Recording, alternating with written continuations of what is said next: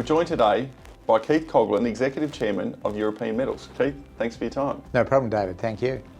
You've announced the findings of a LCA conducted by Minviro. Firstly, why Minviro and what were the findings?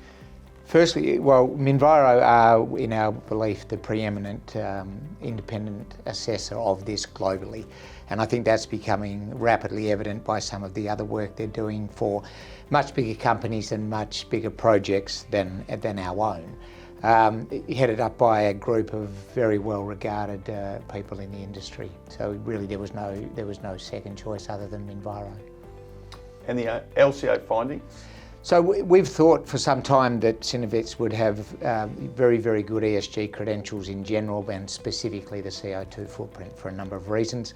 And very happily the Minviro findings definitely back that up. They basically put together a very long, very detailed report. It measured us on a base case scenario, but it also measured us on an optimised case scenario, which is clearly the case that we are concentrating on and moving towards.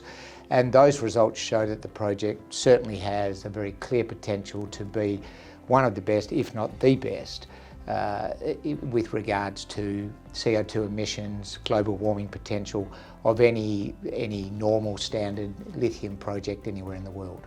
Now, a lot of people trumpet CO2 emissions as being the primary element, if you like, from an environmental point of view, but it's a lot deeper than that. It's definitely a lot deeper, but you can understand why CO2 emissions and CO2 footprint gets that headline.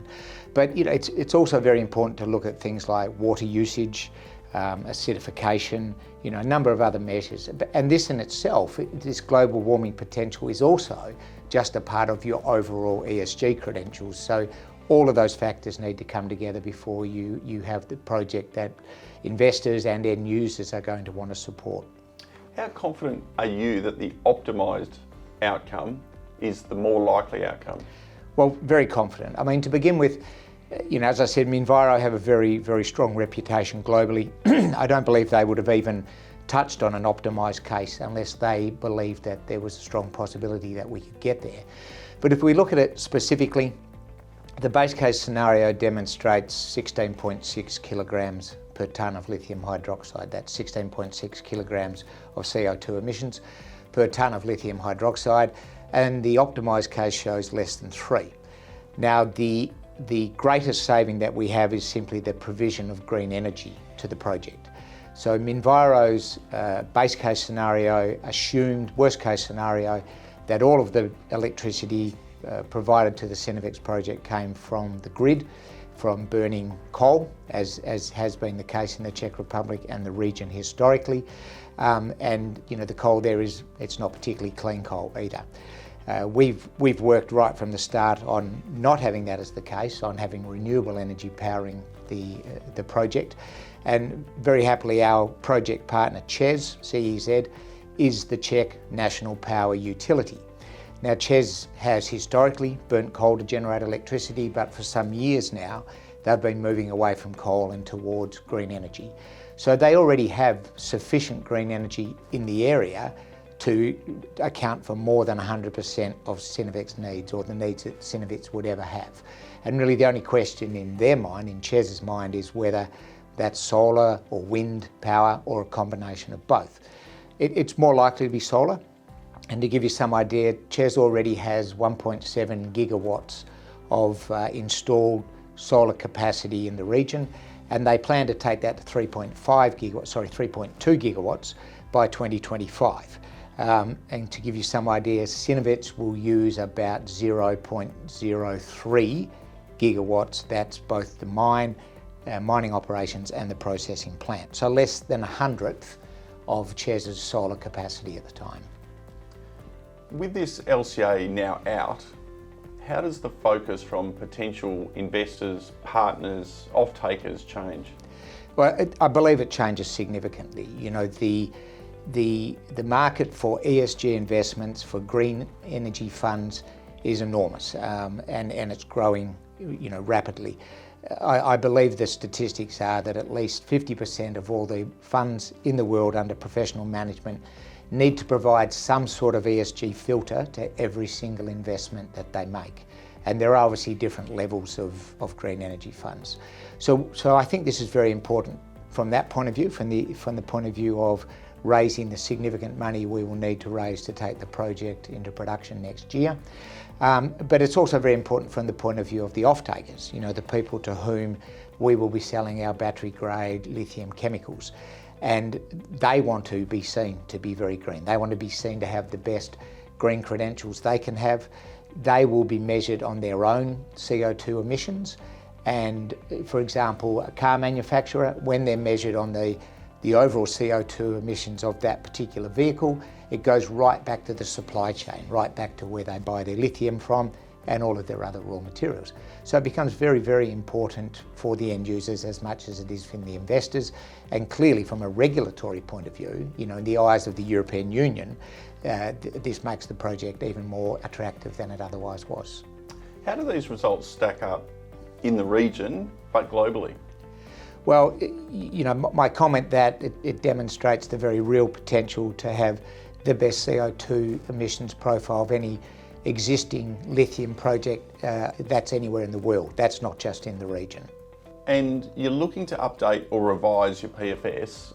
What are you hoping to achieve from that, and what's the timing? So it's more about an optimisation of the existing PFS. We're well into our definitive feasibility study, and we're not doing anything to disrupt that. We don't want to delay that or distract from it at all.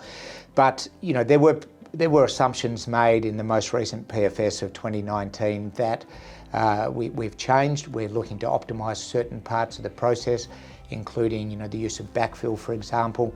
And that the reason for the optimisation is that the macro conditions have changed. The market for lithium has changed dramatically, particularly within the EU.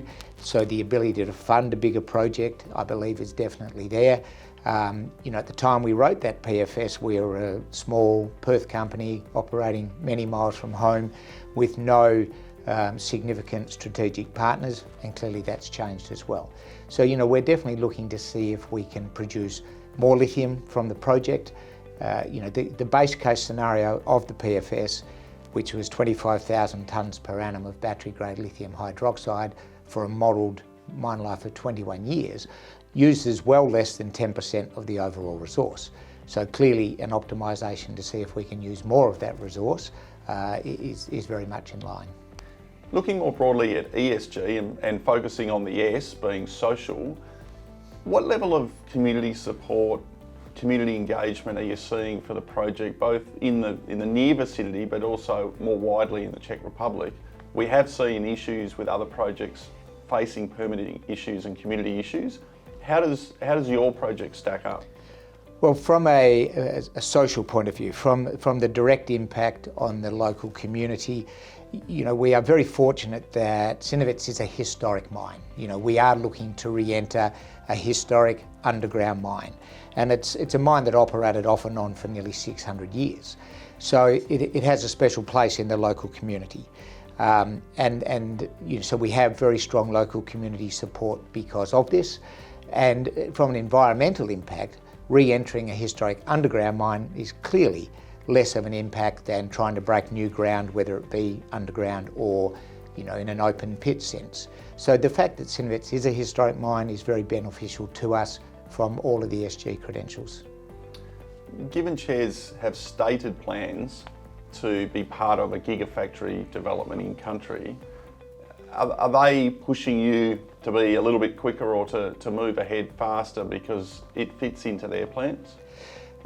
Look, if you look at the plans for the gigafactory, which they announced, I think, in July in partnership with the Czech government, it's likely that that gigafactory will be completed and constructed and ready to take product a couple of years after Cinovets is planned to go into production.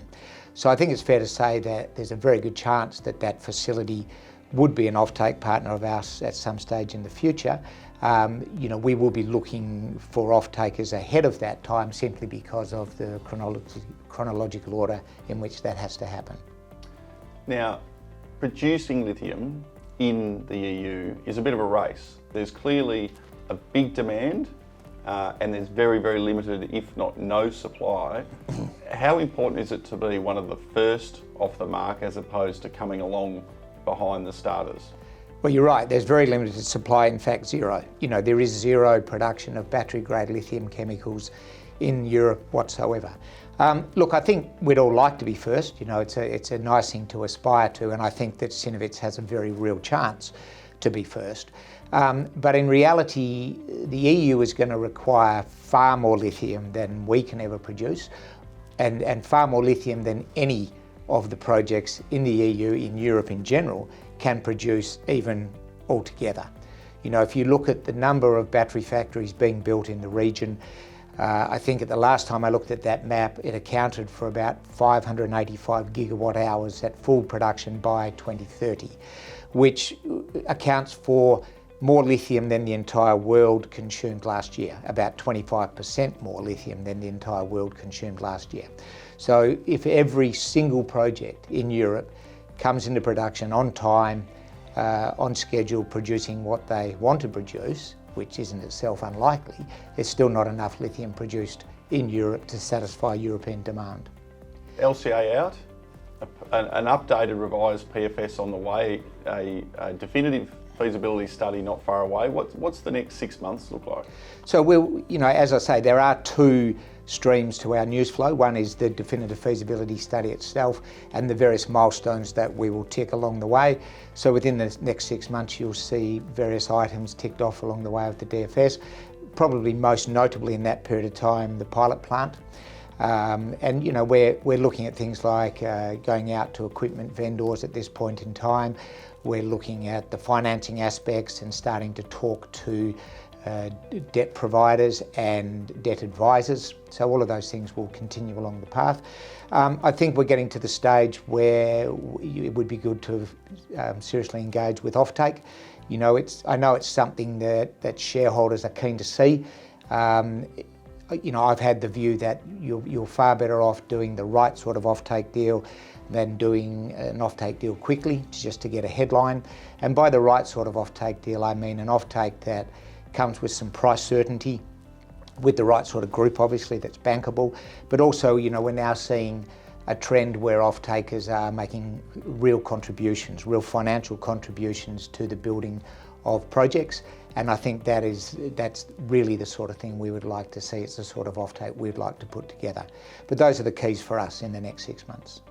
Much achieved in a short time frame. The LCA, a very important strategic piece of information for all the reasons you've outlined. Strong news flow ahead and exciting times ahead for EMH shareholders. Keith, thanks for your time. Thanks very much, Dave.